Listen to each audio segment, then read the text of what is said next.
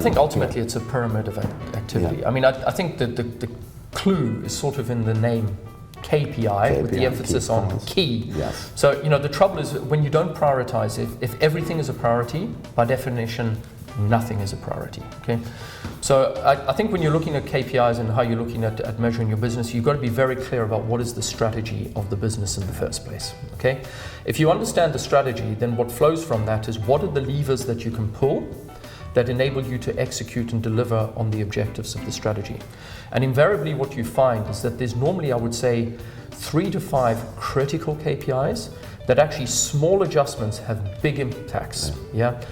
And it's really those that one needs to focus on. There will, of course, as you get into a wider view of the organization or you get down into a functional level, you will have a wider set of KPIs. But I think it's very much like a pyramid. It should start pretty narrow, fairly focused, and build down from that. And a good tool to use for those kind of things are value trees, where you look at, if you're trying to drive revenue and profit, clearly if your measure of profit is EBITDA and revenue is your other measure, you start to build your value tree back as to what are the influences that drive those numbers, looking at the sensitivity that each of those influences have, and you should focus on the ones that minimal effort drives maximum outcome. Interesting. I talked to one of the CFOs here at the conference, and he said that one thing you can be sure of, that strategy will always be wrong, Yeah.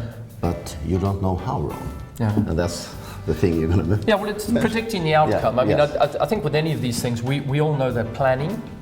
If you knew for certainty where it was going to be, none of us would be working because we'd be able to predict the future. Yes. Okay, so we all know that the plan will be wrong. The thing is, it's got to be wrong within a level of acceptable tolerance. The problem you have is if it's outside acceptable tolerance, then it creates all kinds of problems. Your business becomes far more reactive because then it's responding to the fact that it's off plan, and that's just an unhealthy place to be. And I think that's back to the role of the CFO. It's making sure that the plans are predicted within an acceptable level of tolerance, and that there's a continuous monitoring of that to make sure that the fine-tuning or adjustments can be done real time rather than after the event.